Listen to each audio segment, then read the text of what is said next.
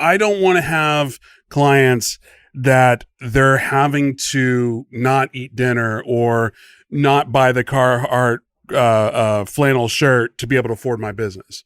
Like, I want the person that's like, hey, I know I need to be doing this. I can afford to do this. Let's do this. I want clients who are like that, but who are also like, God damn, the value here is so great that I don't have to go to Three Forks 4 times this month. I can shut that down, and I'm going to fire up the grill at home, and I've got an eye on the future, like Hormozy says on Instagram. It's I always say this to my people. It is not about today. It's about 10 years from now, which means it's all about what I do today, because I'm not getting to that goal in 10 years if I'm sitting around here spending everything I make, living over my means. So if it does take cutting back to grow someone's business, and you're able to say, hey, I want you to look at these analytics. Since I started Harper Belmont full-time, here's what my first client is doing, and here are the current numbers, and you can compare that to the first numbers, which were fucking 0. I can't find it.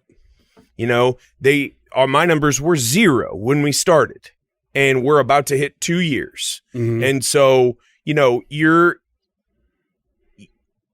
just want a client who values value. If they got to go get a loan to afford your service because they believe in your service that much, you should want that client too. So a quick, everybody needs skin in the game. Right. Well, it's something you said, and it just triggered a memory because you were talking about Hormozy. I don't know his name. Yeah, or whatever his name is. Yeah, he was recently on Ryan Pineda's podcast, which is cool. But he had said something, and the reason it's come to mind is because TJ actually touched on it last night in his presentation. Was everybody likes to think that the game of life is the generational wealth, where hey, you go to the casino and then you leave the casino with your money. But it's really, it's much more like, the game of life is much more like a poker table, where you're at the poker table, you're playing poker, you're making money, but when you're done, you just push the chips in because you're not taking them with you. And one thing in TJ's presentation last night, he was talking about generational wealth. And I never heard this before, but he was saying that he thinks generational wealth is a myth, because if you look at the stats, and I'm going to butcher this, so please don't quote me on it, but like 70% of second generation millionaires lose all the money. 90% of third generation millionaires lose all the money. So it's a very select few that stay in that upper echelon with generational wealth. Because what really happens is 2-3 generations out, the cycle starts over. Yeah, and that's got to have a lot to do with personal discipline. I think it goes back to that whole hard times make hard men make easy times make easy men. Yeah. Is that soft? Yeah. Is that relative? Yeah. Hard men make easy times make soft men make hard times. That's what it was, yeah. And there's that axiom has proven true all the way back. I mean, if you look at Marcus Aurelius' son, Marcus Aurelius, is that a rapper? Letters by Marcus Aurelius, yeah. Pretty much the founder, the OG of Stoicism, Marcus Aurelius, who could have anyone killed, who could buy anything, who could invade any country at any time, and he realized that absolute power corrupts absolutely, and he, in his journals that he never expected anyone to read, is writing about how important it is to temper, your desires, to temper your behavior as a person. That's just important. His son, who was depicted in the movie Gladiator, Ryan Holiday, was on Rogan 2-3 weeks ago explaining this. He said that the way that Joaquin Phoenix played Commodus was he underplayed it.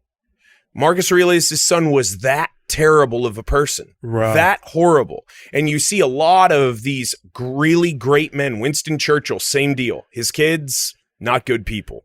So you have the generational wealth. You have probably a very hard driving person, or maybe a couple, a man and wife possibly.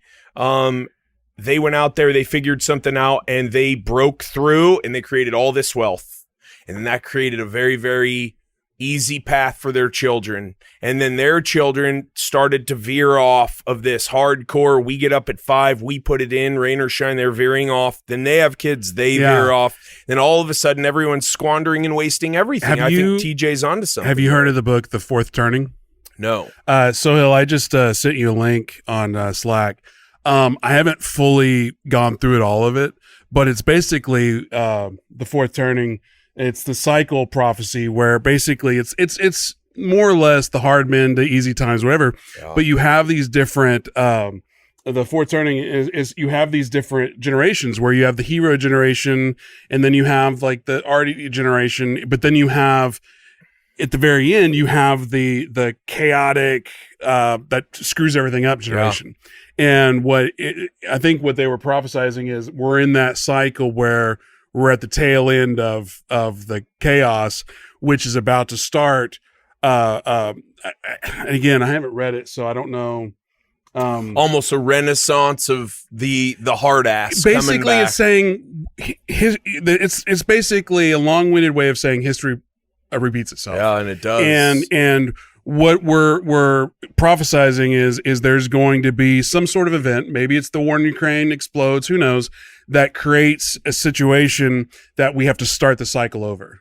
Yeah. And we go back to the hard men and the hero generation and all that. Check out this quote. I mean, what is this? Check out this quote. Yeah, sometime before the year 2025, America will pass through a great gate in history, commiserate with the American Revolution, Civil War, and twin emergencies of the Great Depression and World War II. So, yeah, that's what's by 2025. Mm-hmm. So we're right there. Yeah. Yeah, I mean, you can see it. Gotta love it when you quote books that you haven't read. Or that you're reading. Yeah, no, that's awesome. Yeah, I haven't heard of it, and I'm gonna add it to my Audible list.